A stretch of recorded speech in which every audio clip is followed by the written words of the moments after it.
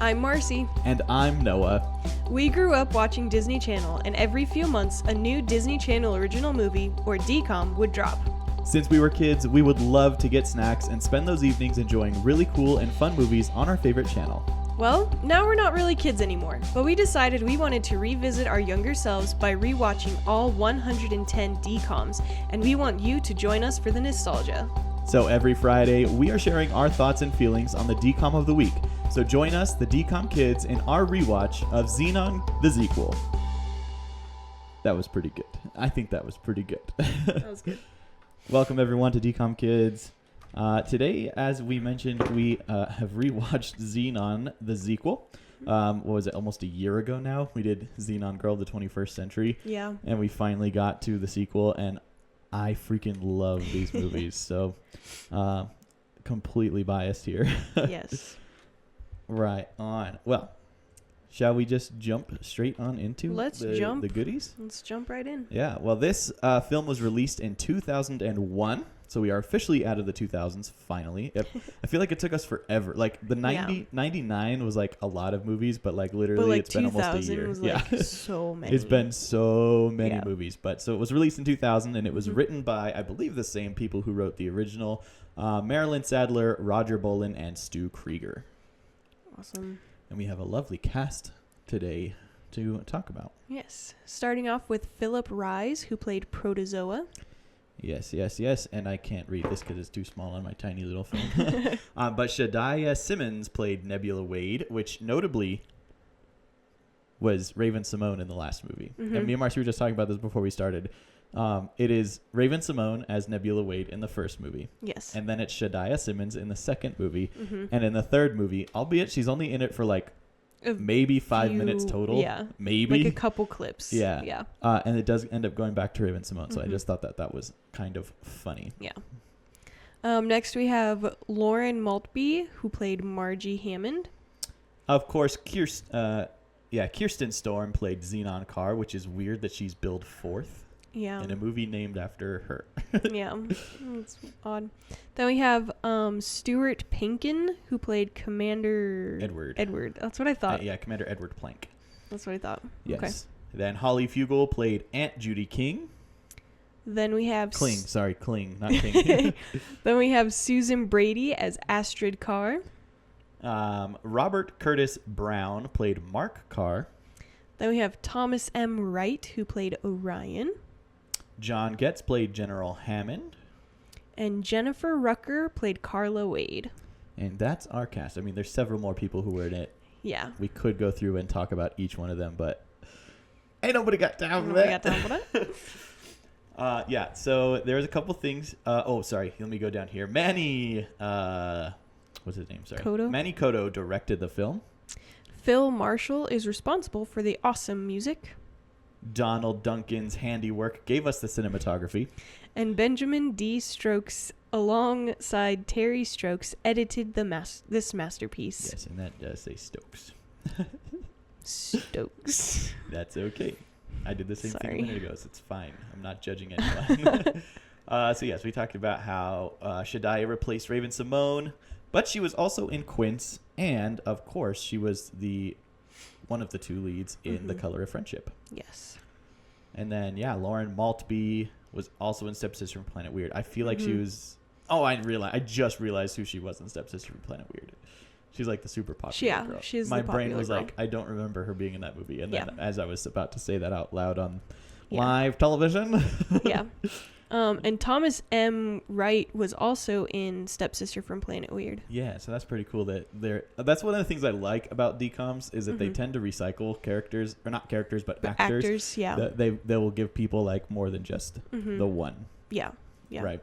So that's really cool. I'm going to jump into our summary, and then Marci will take us off with our scene by scene. So the summary.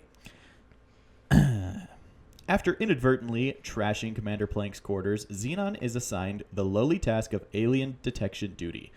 To make matters worse, the space station is now under command of General Hammond, who assigns Zenon to look after his daughter and Zenon's old nemesis, Margie. While on duty, Zenon discovers that her space station is being decommissioned, so she must sneak down to Earth to try to stop it.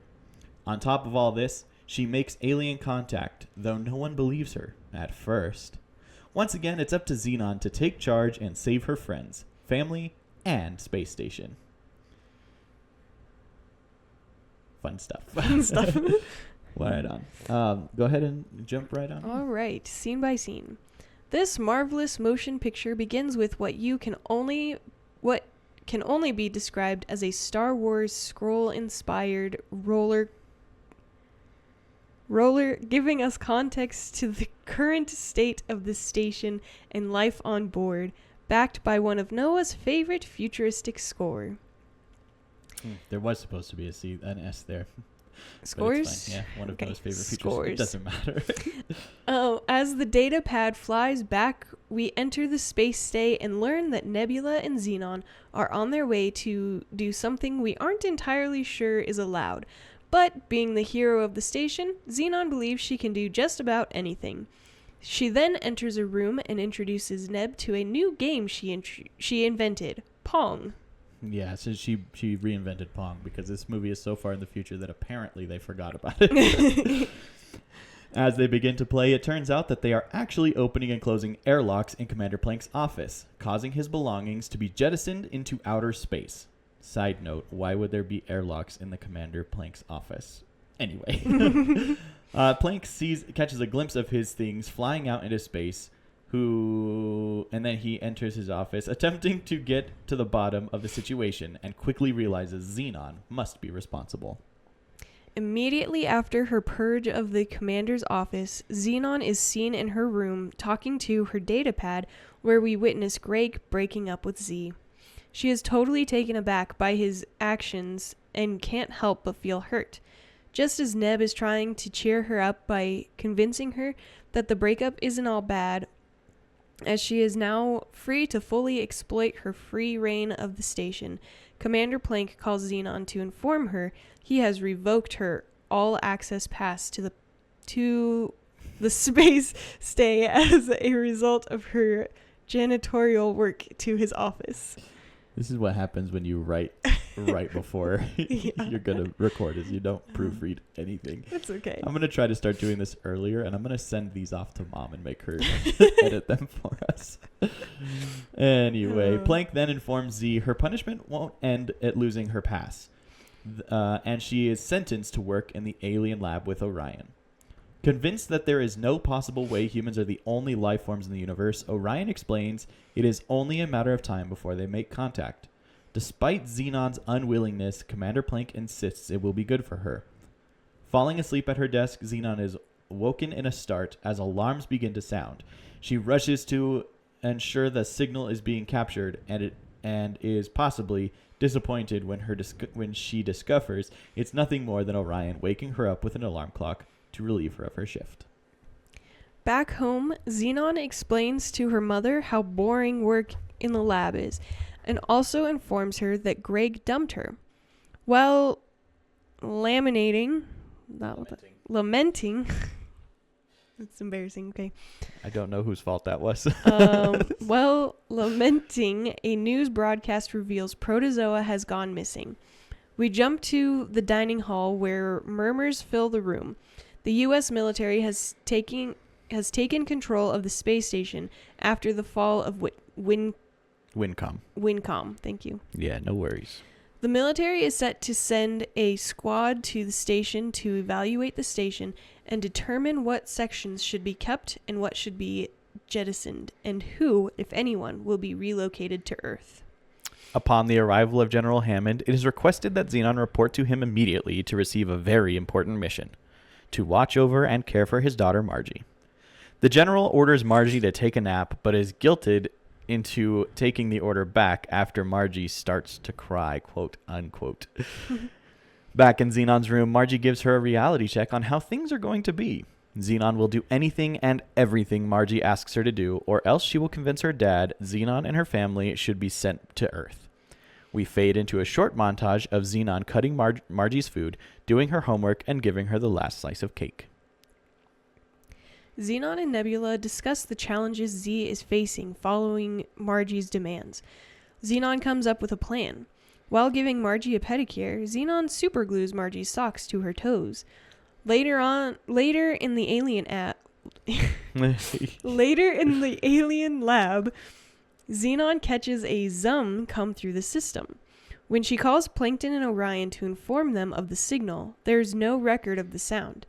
After news spreads to the other inhabitants of the station, Zenon faces non-stop ridicule from her peers, and they all join Margie to watch Romeo and Juliet on Mars. But Zenon isn't able to join, as she is expected in the AP lab. While there, once again, an unexpected zum.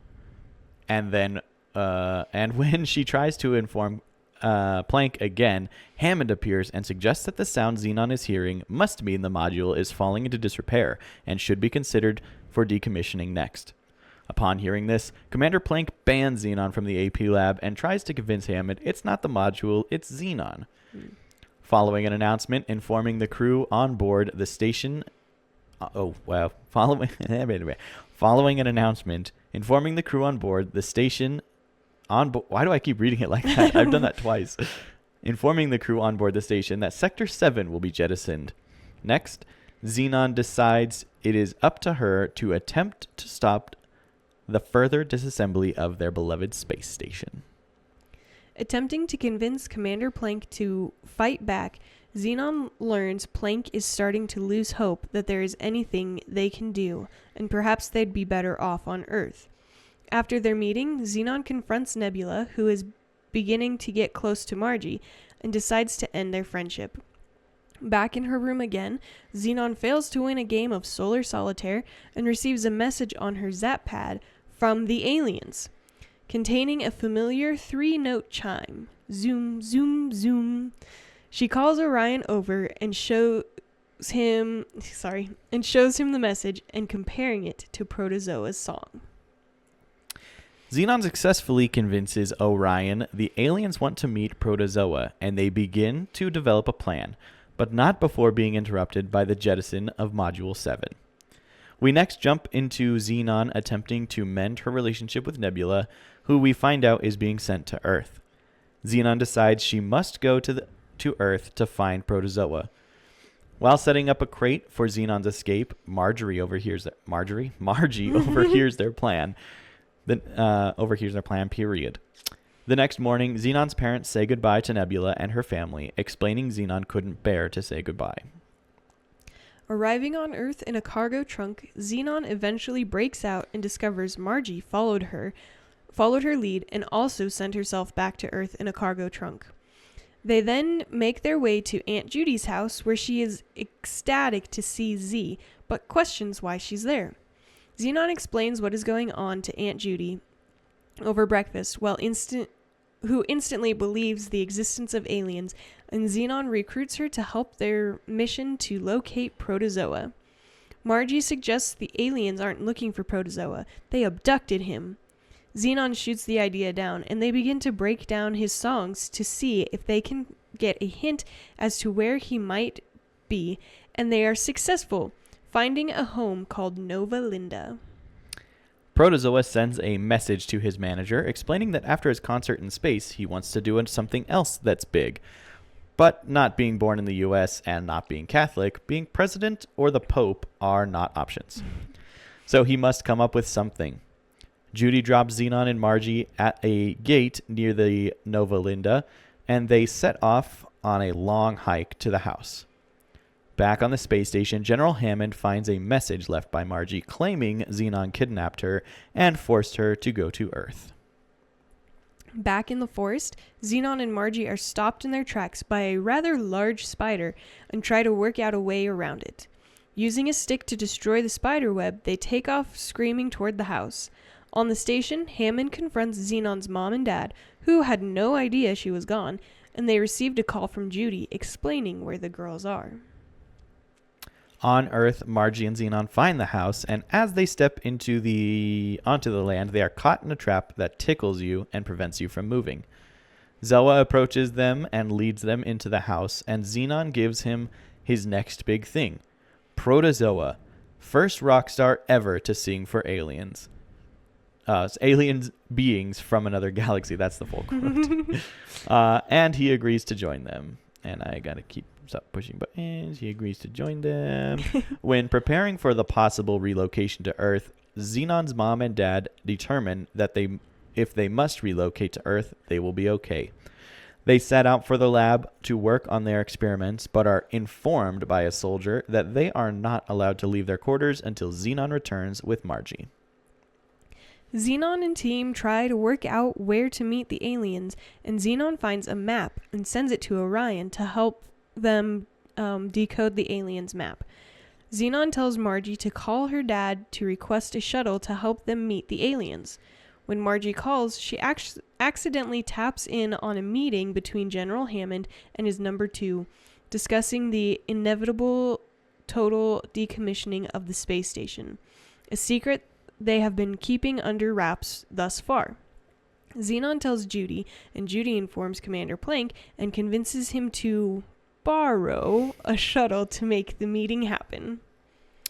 Orion presents Plank with his findings, and the map, to Plank's surprise, lines up perfectly, and they determine that following the coordinates, they will very likely find themselves face to face with aliens. On Earth, Marci and Zenon come to terms with one another and have the obligatory heart-to-heart and begin to form a friendship.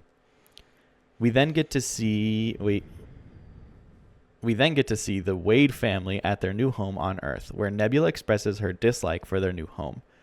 Suddenly, a knock on the door and a squad of soldiers has arrived to interview Nebula on Zenon's whereabouts, and that Zenon auto-corrected to the X version. That's kind of annoying.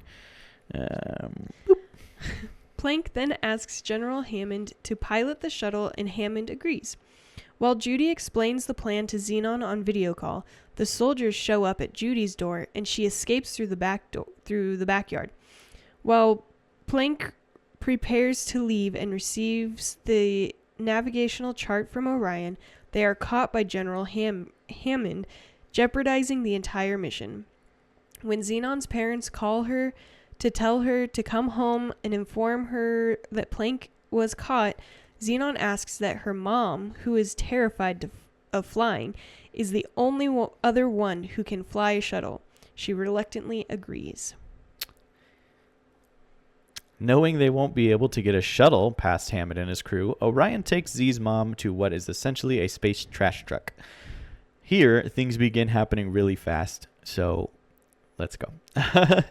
Hammond gives his men on Earth a hard time for not being able to find Zenon. His number 2, Hart, informs him that the trash shuttle has been stolen. Zenon's mom makes a rather rough landing on Earth. The Z team board the shuttle, and the H squad quickly approaches. Just in the nick of time, the engines restart, and Zenon and friends take off and begin heading for the rendezvous with the aliens. Hammond chews out Zenon's father and Commander Plank. Zenon's dad explains to Hammond that although they are doing something dangerous, it is noble, and they should focus on their safe return, not who is to blame.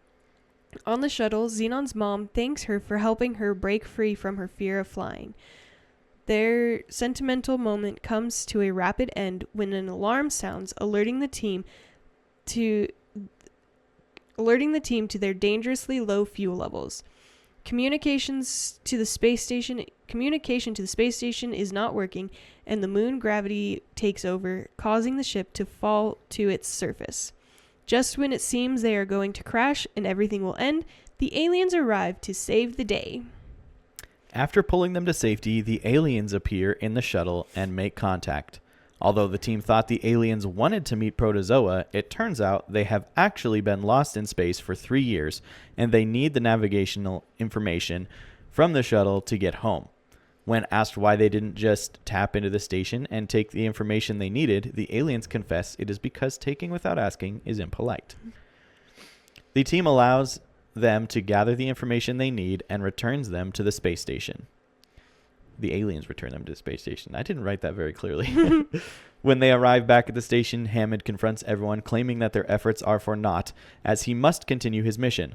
Marci stands up against her father, and with impeccable timing, the aliens restore the previously jettisoned modules back into the space station and restore its orbit before they zip off into the cosmos. The station is saved. Protozoa's band performs. Zenon is shouted out for saving the day. Plank and Judy get married. Zenon and Margie officially begin their friendship. And they have a stellenarious couple of years. That is until our story picks up again in Zenon Z3. Coming soon. I feel like I wrote the most I've ever written for this movie. Yeah. And I feel like we went through it faster than I've gone through anything before. That's possible. I guess I kind of still need that. Not really, but... So, thoughts. How did this movie hold up over the last 24 years? Ish. I think it held up pretty good. Beautifully, I would say. The thing with the, like, I think we've said it before, but the thing with it being in the future is that it's like... Yeah. There's nothing that's like, ooh, I probably shouldn't have said that. Right. It's it's like pretty friendly. Yeah. There's no weird comments in there. Nothing that makes you feel uncomfortable. Nothing that's like, you couldn't have said that. There's one part where I think it's Margie who says she had someone write her report on the financial crash of 2006. Yeah. The stock market crash of 2006. Stock market. Yeah. Of 2006. And I was like, I don't know if that was accurate, but that was a little while ago. I think it's really funny that I'm like, that's what I like about, one of the things I like about this movie is it's set in the future, but it's kind of set in, I guess in the first movie, they kind of tell you when it is, but like you can kind of ignore that for the most part and just assume it's in the distant future still, because saying something about the stock market crash of 2006 is like that. I mean, that's the same as us talking about World War II in history class versus like our parents talking about World War II in their history class. That's true. Like it's still relevant. Yeah. And it doesn't like that. This whole Zenon thing could be happening in like 2187 and that 2006 thing might still be relevant. Yeah. So yeah, that's true. That's what I like about this. And I think that's why it holds up so well is because like it can't not. Yeah. It's in the future and it will always be in the future unless and until we hit that that year. Even then. Is like, isn't it like 2030 something? I think it's like supposed to be 2035 or something like that, which is actually only 10 years away, if that's true. Oh man. If we dig through our notes, we could find the original Zenon and I could tell you exactly when it was. But I don't know. I just really like, I'm a big sci-fi fan. Yeah. And I like the form of sci-fi that this is, where it's sci-fi set in somewhat reality. Like, it's not like Star Wars, for example, I'll say, is set in a fantasy sci-fi. Yes. Where it's like, this is not a thing. This doesn't exist. There's no galaxy far, far away where this stuff is happening. Right.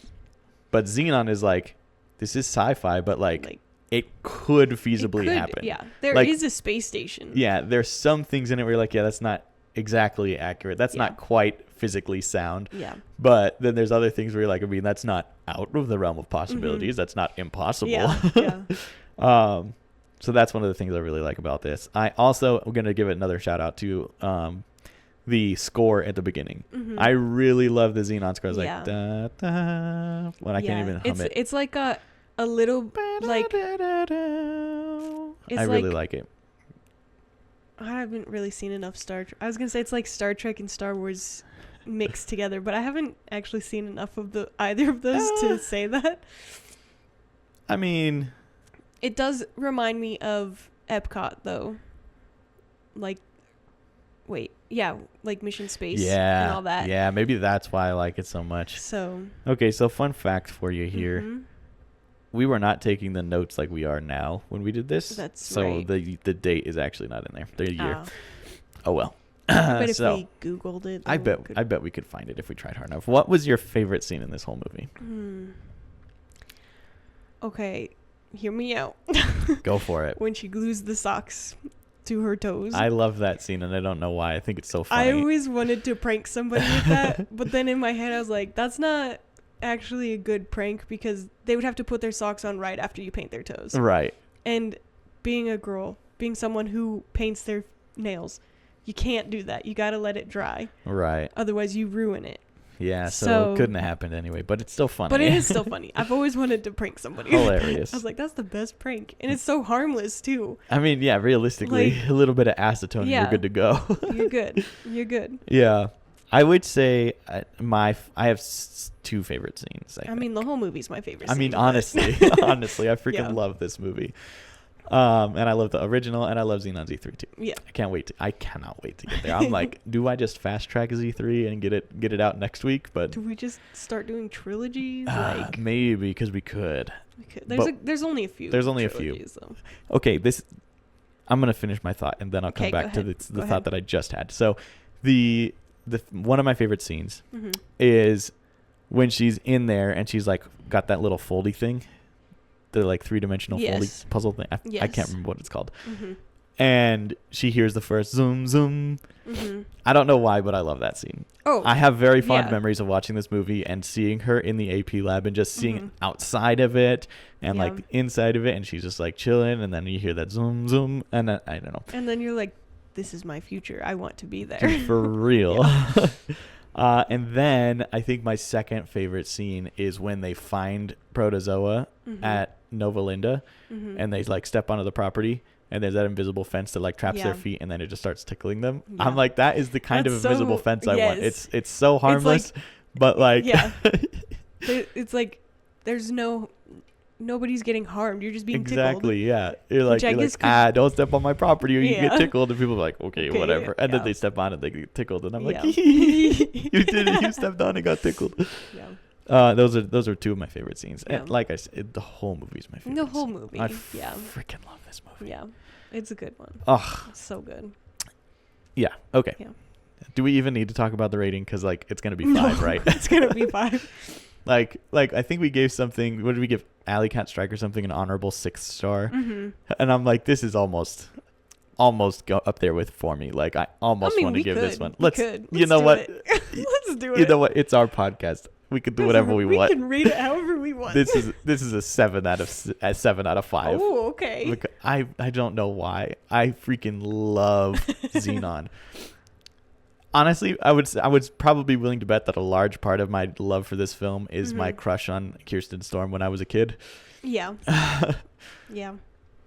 That probably sparked it. But I just remember watching this movie like we talked about like recording Alley Cat Strike and everything. Yeah. And I remember recording Zenon and still watching it every time it was on Disney. Even if I had it in our DVR. It was recorded, I watched it live too because I love this movie. Yeah. If they sold these like as DVDs, oh my gosh, we would have had all of them. Oh yes. Probably. I might find out if they do.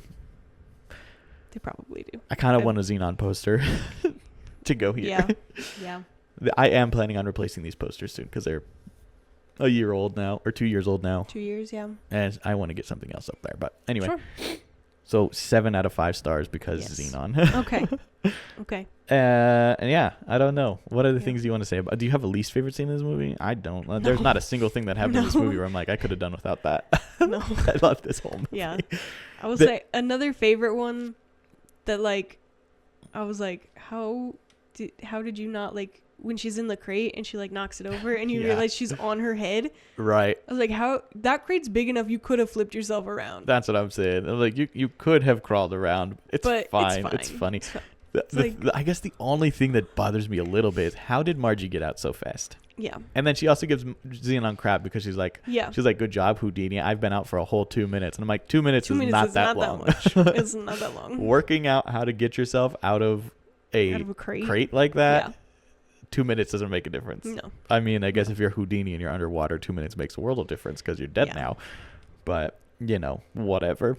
I listened to a podcast about Houdini and I learned all his tricks. Yeah.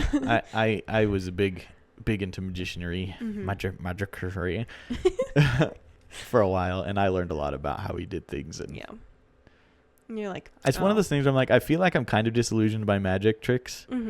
But I also like my brain, the way that my brain works, because when I do see a magician do something, my brain isn't like, I guess it's kind of lame, but I don't immediately go like, wow, that was mesmerizing. I'm like, okay, how does that work? How does that work? How did that happen? How did you do that? Yeah. And then it just starts turning things, and I want to know. Yeah.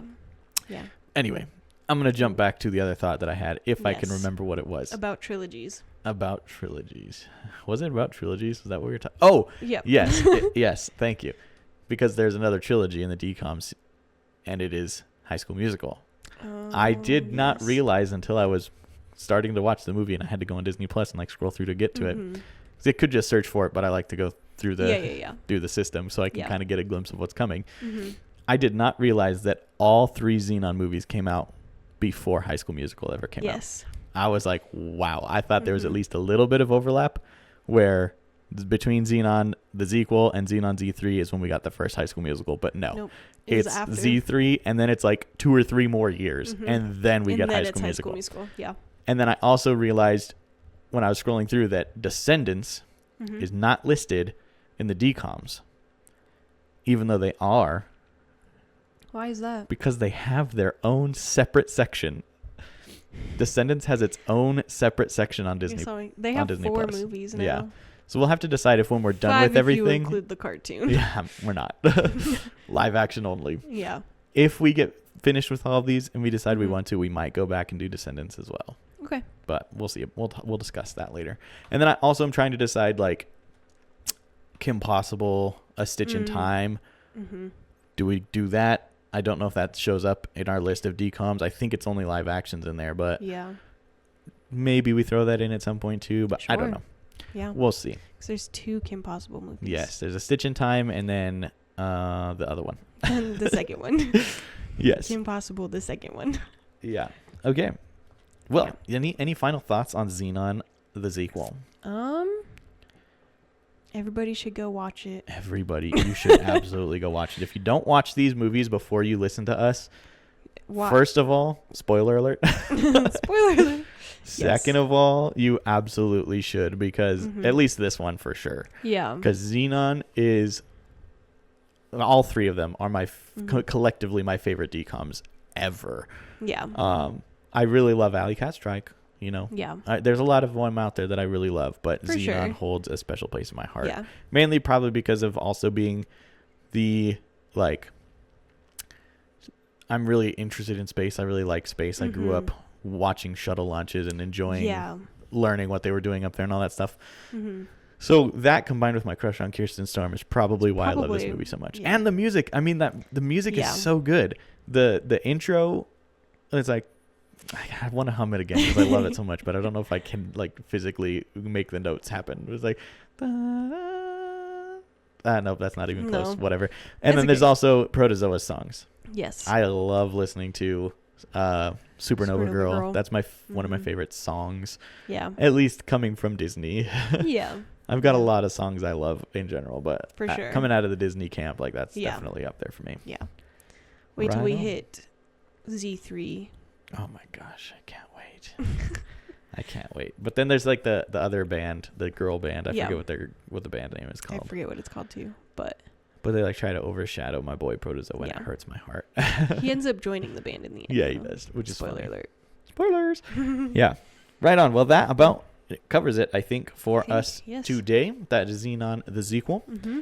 Next week, we are watching something else. I believe it's motocross. Motocross. Yes, that is correct. That is right. I'm so excited. You get to, thank goodness you writing the notes for that, because sometimes there's some movies where I'm like, I can't wait to write the notes for that. And then there's movies like Motocross where I'm like, I would rather not.